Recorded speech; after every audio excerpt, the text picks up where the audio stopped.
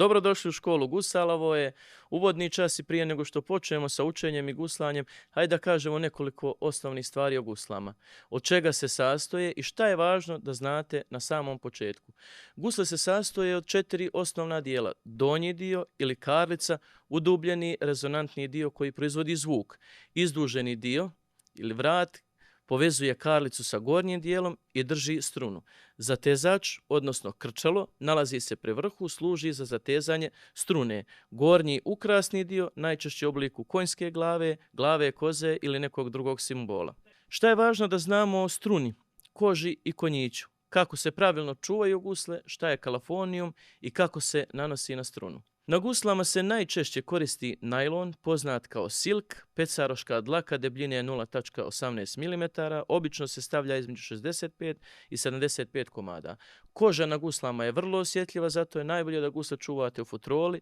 Ako nemate futrolu, možete ih držati u sobi ili dnevnoj sobi, ali je važno da budu dalje od kuhinje i vlažnih prostorija. Konjić može biti različitog oblika i dizajna, u zavisnosti od majstora koji ga pravi, ali je važno da bude lagan i tanak kako bi što bolje prenosio zvuk. Postavlja se iza čvora, blago pod kosinom, tu možemo malo da se poigramo, pomjeranjem konjića tražite ton koji vam najviše odgovara. Ako konjić pomjerite nagore, dobit ćete dublji ton sa više basa, ako ga približite čvoru, zvuk će, kako guslari kažu, biti tanji, oštriji sa izrazeno visokim tonovima.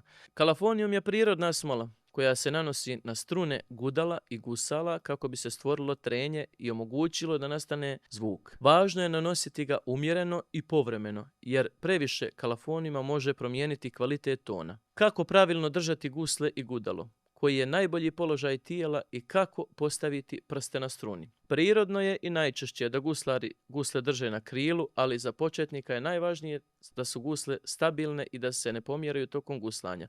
Vodite računa da položaj tijela u odnosu na noge bude otprilike pod pravim uglom oko 90 stepeni, jer to olakšava disanje dok pjevamo. Položaj prstiju na struni je veoma bitan. Najispravnije da strunu dodirujete jagodicama. Pa nemojte da vas buni to što ja, kao i još neki guslari, prste držimo uspravno. Vodite računa o razmaku između krčala, zatezača i prvog prsta, jer taj razmak direktno utiče na tačnost tona. Ono što je izuzetno važno, a namjerno sam ostavio za kraj, jeste način na koji koristite gudalo.